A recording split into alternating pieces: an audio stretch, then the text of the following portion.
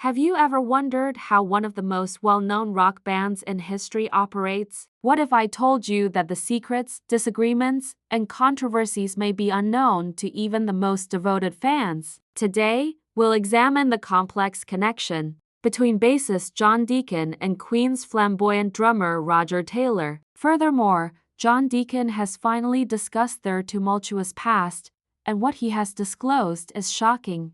As you continue reading, the facts you discover will fundamentally change your perspective on Queen and the songwriters. Consider this: Roger Taylor, the archetypal rock star, enters the stage with gleaming golden hair. He is bold, energetic, and alluring. But underneath that amazing stage presence is a story of inner turmoil and struggle. Taylor's fiery and outspoken nature often clashed with John Deacon's cool, collected manner from the start of Queen. Given how diametrically opposed these two musical abilities were, there were moments of agitation. Among the first and most evident were the arguments between Taylor and Deacon during the 1980 recording of The Game. Even though Deacon's funk-influenced song Another One Bites the Dust became a global hit, not all band members shared the band's approach. According to reports, Roger Taylor, a classic rock veteran, strongly objected to the song's inclusion on the album,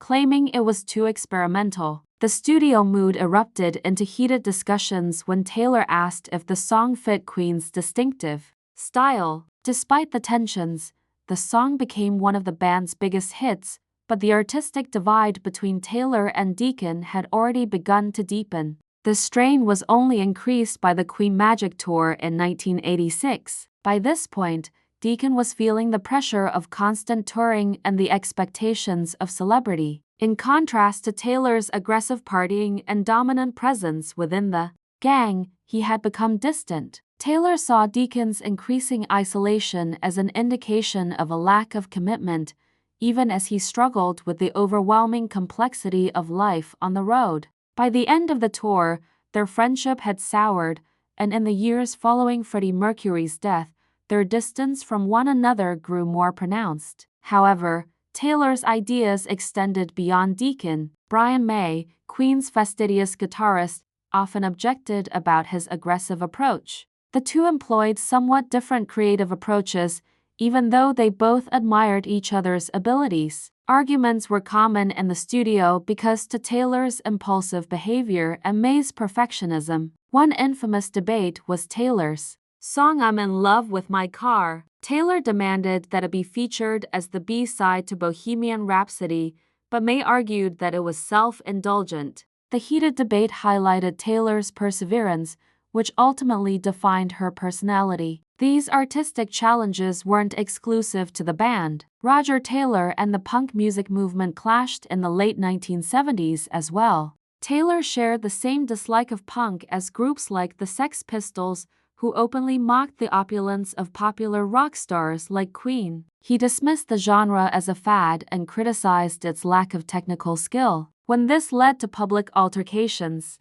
with punk heroes like Sid Vicious and Johnny Rotten, Taylor's reputation as someone who didn't back down from conflict was further solidified. Taylor's flamboyant manner often generated tension, even outside the music industry. According to reports, Taylor and Bob Geldof, the man behind Queen's famous 1985 Live Aid performance, had a falling out. Geldof, who is known for his straightforward style, was annoyed by Queen's early reluctance to engage. Taylor, who never backs down, felt that Geldof's approach was unnecessary and intrusive. The quarrels that took place behind the scenes ruined the band's last performance, which was among the greatest in rock history. Then Taylor's troubles persisted. His relationship with music reviewers was equally antagonistic. Taylor took issue with the persistent accusation that Queen prioritized looks above substance. After the band's 1982 album Hot Space was heavily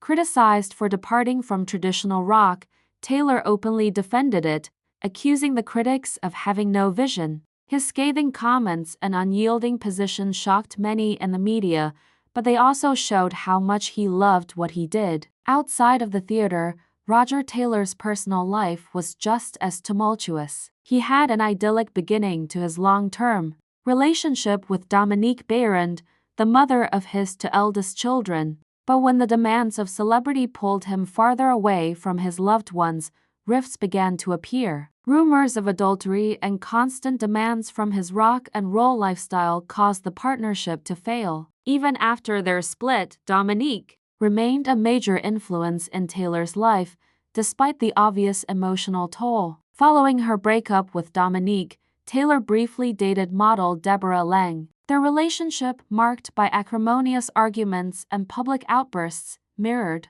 the intensity of Taylor's music career. His incapacity to manage his responsibilities as a devoted parent and a well-known rock musician led to times of loneliness and embarrassment. Taylor's personal issues were a reflection of the high price of fame, which required him to constantly balance his obligations to his family and his career. Despite these disagreements, Taylor's contributions to Queen cannot be overstated. His powerful drumming and voice were crucial to the band's success. Even while songs like Radio Gaga and A Kind of Magic showcased his musical abilities, his compelling stage presence earned him a popular favorite. Taylor's fierce temper and unwavering determination contributed to some of Queen's most famous moments, despite the fact that they generated strife. Today, John Deacon has finally addressed these long-standing disagreements. In a rare interview, Deacon talked about the challenges of working with Taylor,